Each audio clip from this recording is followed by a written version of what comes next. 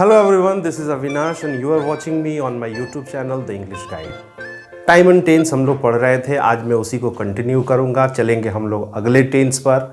उससे पहले मैं आपको बता दूं कि टाइम एंड टेंस का ये पहला वीडियो, उसके बाद प्रेजेंट इंडेफिनिट का ये दूसरा वीडियो और प्रेजेंट इंडेफिनिट से जुड़े हुए 10 यूनिक सेंटेंसेस जो यूज़ होते हैं day to day English conversation में, ये तीसरा वीडियो। ये 3 वीडियो मैंने टेंस पे ऑलरेडी बना दिया है। अगर आपने इन वीडियोस को नहीं देखा है तो डिस्क्रिप्शन में लिंक है, आप निश्चित जाकर इन वीडियोस को देखें।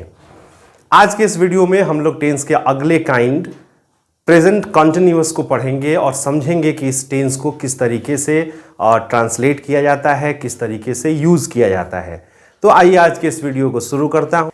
प्रेजेंट कंटिन्यूअस टेंस को समझने के लिए हमें इस बात को ध्यान देना होगा कि प्रेजेंट कंटिन्यूअस को ही प्रोग्रेसिव टेंस भी कहा जाता है। तो ये प्रोग्रेसिव भी है और इसी टेंस को इम्परफेक्ट के नाम से भी जाना जाता है। So it is also called imperfect. तो ये तीनों एक ही टेंसेज हैं, कहीं अलग अलग इनको अलग अलग तरीके से लिखा जाता है। कंटिन्यूअस टेंस को समझने के लिए एक बात हमको समझना होगा, जो मैंने आपको टाइम और टेंस के वीडियो में जरूर समझाया था, कि टाइम और टेंस जो हमें वर्ब के फॉर्म के बारे में बताता है और उस फॉर्म में कंटिन्यूअस और परफेक्ट ये 2 वर्ड थे जो हमको समझने होते हैं। प्रेजेंट कंटिन्यूअस जो है टेंस यूज किया जाता है उस कंडीशन में जब हमें ये बताना हो कि कोई काम अभी हो रहा है या कोई काम अभी चल रहा है। कब? At the time of speaking. So present continuous is a tense used to express the activity or event going on at the time of speaking. मेरे बोलने के समय या किसी स्पीकर के बोलने के समय जो काम हो रहा है, जो काम चल रहा है, at present, उन एक्सप्रेशंस को दिखाने के लिए, बताने के लिए प्रेजेंट कॉन्टिन्यूअस टेंस यूज किया जाता है। जैसा कि आप नाम में ही देखेंगे कि ये कंटिन्यूअस है, मतलब ये है कि वो काम अभी कंटिन्यू है। जिस काम के बारे में, जिस इवेंट के बारे में हम बता रहे हैं, वो काम अभी कंटिन्यू है। इसीलिए इसे प्रोग्रेसिव भी कहा जाता है। Means the work is in progress, अभी वो प्रोग्रेस में है, अभी वो काम हो रहा है। और इम्परफेक्ट, तो पूरे टाइम एंड टेंस के सिनेरियो को, वर्ब को हम लोग continuity and perfect in 2 category में समझ सकते हैं। कंटिन्यूअस जो है वो इम्परफेक्ट होता है। जिस इवेंट, जिस काम, जिस वर्क के बारे में हम बता रहे हैं वो अभी पूरी तरह से कंप्लीट नहीं हुआ है, वो इनकम्प्लीट है, अभी चल रहा है। That's why present continuous is also called present imperfect, क्योंकि अभी काम पूरी तरह से समाप्त नहीं हुआ है। आइए हम लोग इस टेंस के स्ट्रक्चर को समझते हैं, किस तरीके से जब हमें एक्सप्रेस करना हो इसको इंग्लिश में तो क्या सेंटेंस का हम लोग स्ट्रक्चर रखेंगे, किस पैटर्न पे सेंटेंसेस बनाए जाते हैं। तो टाइम एंड टेंस के वीडियो में अगेन आई एम रिपीटिंग कि वहां मैंने आपको टेंस के अलग अलग फॉर्म बताए थे और अलग अलग फॉर्म का यूज बताया था। प्रोग्रेसिव, कंटिन्यूटी या इम्परफेक्टनेस को दिखाने के लिए हमारे पास जो वर्ब का फॉर्म है वो 4th फॉर्म है। वर्ब का 4th फॉर्म मीन्स वर्ब के फर्स्ट फॉर्म में आईएनजी जोड़ा जाता है, प्रोग्रेसिव फॉर्म होता है। तो वर्ब का जो 4th फॉर्म है वो कंटिन्यूअस टेंस को दिखाता है या बताता है।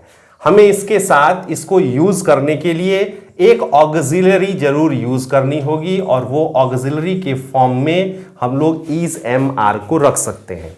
सो इज एम आर के साथ जब कभी वर्ब का 4th फॉर्म हो, इज एम आर के साथ जब वर्ब का आईएनजी फॉर्म हो, इज एम आर के साथ जब वर्ब का जेरेंड फॉर्म हो, तो उस फॉर्म को कंटिन्यूअस फॉर्म कहा जाता है। अगेन सब्जेक्ट हम यहां पर एक रख सकते हैं, ऑब्जेक्ट या अदर वर्ड्स हम रखना चाहते हैं, रख सकते हैं। So the final structure of present continuous, subject is am are according to the subject, verb का 4th फॉर्म और लास्ट में ऑब्जेक्ट या अदर वर्ड शामिल होते हैं।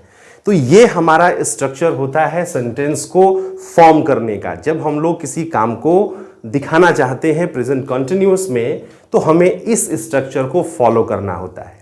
एक सेंटेंस हम लोग फॉर्म करके देखते हैं, लाइक ही, एक सब्जेक्ट मैंने यहां रखा, सो इज आर एम, चूंकि ही सिंगुलर है इसलिए इसके साथ ऑक्सिलरी इज यूज की जाती है, सो ही इज। एक वर्ब मैंने रखा ईट, और उसका फोर्थ फॉर्म मैंने बनाया आईएनजी जोड़ के, ईटिंग, और साथ में हम लोग एक ऑब्जेक्ट रख सकते हैं, so object is mango. So he is eating a mango. He is eating a mango means eight the time of speaking, मेरे बोलने के समय ही इज ईटिंग अ मैंगो, मैंने देखा कि वो आम खा रहा है, तो मैं सेंटेंस फॉर्म करूंगा he is eating a mango. At the time of speaking, if it rains, अगर बारिश होती है, मैं कहूंगा it is raining outside, it is raining outside. The dogs are barking outside, कुत्ते बाहर भौंक रहे हैं। I am running, I am sleeping, I am jumping, I am reading, I am writing, and lots more sentence you can form. आप बना सकते हैं बहुत सारे सेंटेंसेस, जहां केवल आपको ध्यान में रखना है इस स्ट्रक्चर को। सब्जेक्ट के बाद इज एम आर के साथ वर्ब का फोर्थ फॉर्म रखें। अगर ऑब्जेक्ट रखना चाहते हैं सेंटेंस में, आप ऑब्जेक्ट रख सकते हैं। So I am writing, I am reading, it is raining, the dogs are barking. इस तरीके से आप सेंटेंस फॉर्म कर सकते हैं प्रेजेंट कॉन्टिन्यूअस में। एक चीज जो और सिखाई जाती है टेंस पढ़ने के दौरान, कि जब कभी हमें ट्रांसलेट करना हो फ्रॉम हिंदी टू इंग्लिश, ये भी एक बड़ा इंपॉर्टेंट काम है जो बच्चे सीखते हैं, और फोकस बहुत सारे टीचर्स का इस पे रहता है। तो आइए जरा हम लोग उसको भी समझने की कोशिश करते हैं कि सेंटेंसेस में, मेनली हिंदी के सेंटेंसेस में हम क्या देखें तो हम ये समझें कि वो सेंटेंस प्रेजेंट कॉन्टिन्यूअस का है। तो जब कभी हमें कंटिन्यूटी बतानी होती है, तो हिंदी में जो हम सेंटेंसेस फॉर्म करते हैं वो जनरली रहा, रही और रहे के साथ फॉर्म करते हैं। रहा, रही और रहे के साथ, क्योंकि हम लोग प्रेजेंट इंडेफिनिट पढ़ रहे हैं, प्रेजेंट कॉन्टिन्यूअस पढ़ रहे हैं, प्रेजेंट टेंस पढ़ रहे हैं, इसलिए हमारे पास है, हो और हों, ये हम यूज करेंगे प्रेजेंट कॉन्टिन्यूअस के लिए। सिंपल करता हूं मैं उसको। अगर सेंटेंस में आपको रहा है, रही है, रहे हैं, रहा हूं, ये दिखाई पड़ता है, आप निश्चित ये समझें कि वो प्रेजेंट कॉन्टिन्यूअस का सेंटेंस है, और फिर उस सेंटेंस को आप दिए गए स्ट्रक्चर पे, जो स्ट्रक्चर मैंने आपको यहां बताया, इस स्ट्रक्चर पे ट्रांसलेट करें।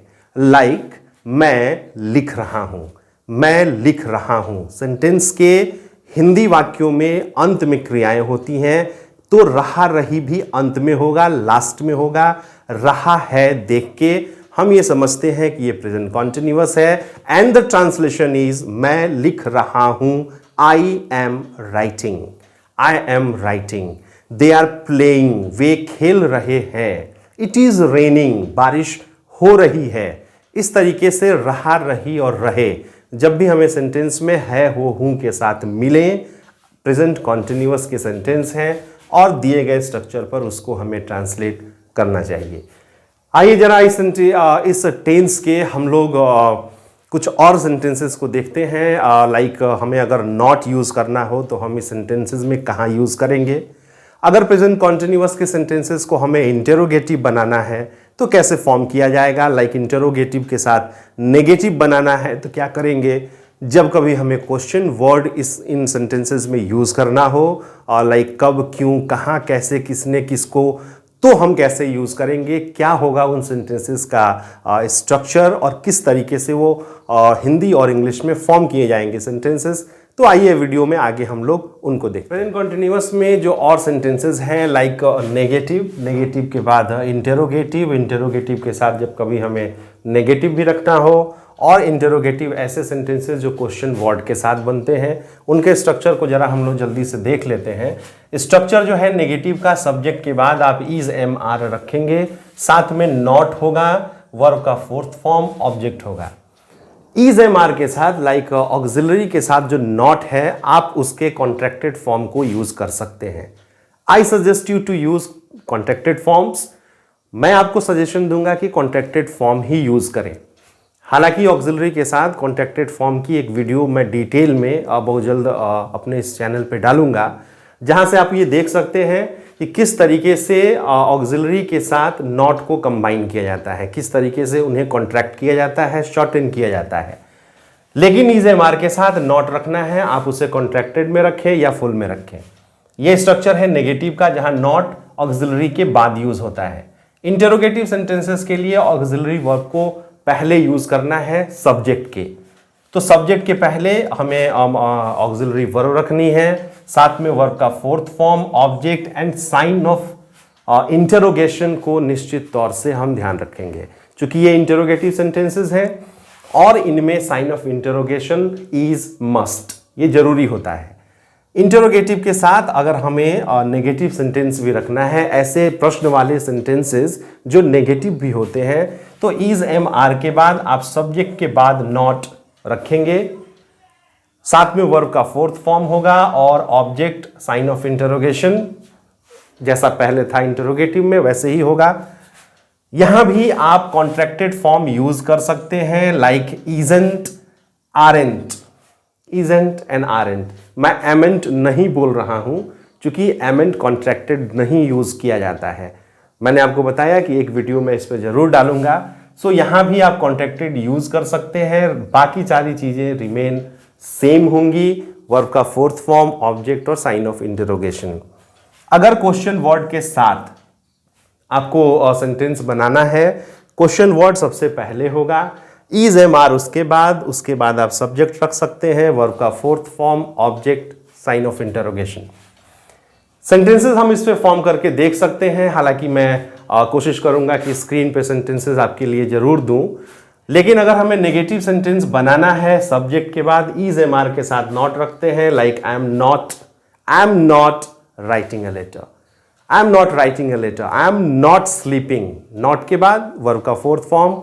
अगर आपको इंटरोगेटिव करना है, आप ऑक्सिलरी वर्ब को पहले ले आए, am I telling a lie, am I telling a lie, क्या मैं झूठ बोल रहा हूं। अभी आपको इंटरोगेटिव के साथ नेगेटिव रखना है, तो आप ऑक्सिलरी को पहले के साथ, so am I not telling a lie, क्या मैं झूठ नहीं बोल रहा हूं, am I not telling a lie. Question word के साथ रखना है, आप रख सकते हैं मैं क्यों झूठ बोल रहा हूं, मैं क्यों झूठ बोल रहा हूं, so why am I telling a lie, why am I telling a lie. Why are you sleeping, तुम क्यों सो रहे हो, वाई आर यू गोइंग, तुम क्यों जा रहे हो, वाई आर यू प्लेइंग। इस तरीके से हम सेंटेंसेस इन स्ट्रक्चर्स पे फॉर्म कर सकते हैं।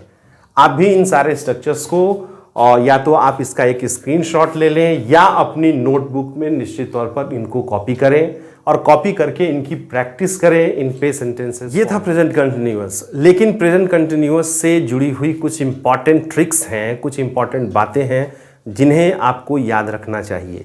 तो यहाँ मैं आपको 2-3 रूल बताऊंगा जो प्रेजेंट कंटिन्यूअस से रिलेटेड हैं, आप उनको भी ध्यान। अभी स्क्रीन पे एक स्लाइड आएगी और उन स्लाइड्स पे मैंने आपके लिए कुछ वर्ब छांट के रखे हैं।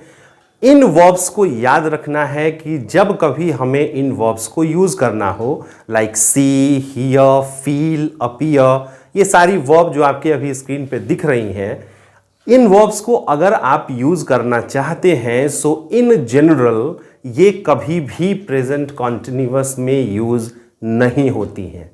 तो इनको ध्यान रखना है कि ये वर्ब प्रेजेंट कॉन्टिन्यूअस में इन जनरल यूज नहीं होती हैं। हालांकि स्पेशल केसेस हैं और उन स्पेशल केसेस के लिए मैं आपको शॉर्ट वीडियोस जरूर बनाऊंगा कुछ वर्ब्स के लिए। लेकिन फिलहाल आप इन वर्ब्स को अपने कॉपी में, नोटबुक में नोट करें, कॉपी करें या इसका एक स्क्रीनशॉट ले लें और यूज में याद रखें कि इन वर्ब्स को आप प्रेजेंट कॉन्टिन्यूअस में यूज करने से पहले एक बार जरूर विचार करें, एक बार जरूर कंटिन्यूअस टेंस हिंदी के रहा रही के साथ पहचाने जाते हैं। हमें यह बताया जाता है कि जब सेंटेंसेस में रहा है, रही है, रहे हैं, रहा हूं हो, तो वो वाक्य प्रेजेंट कॉन्टिन्यूअस के होते हैं।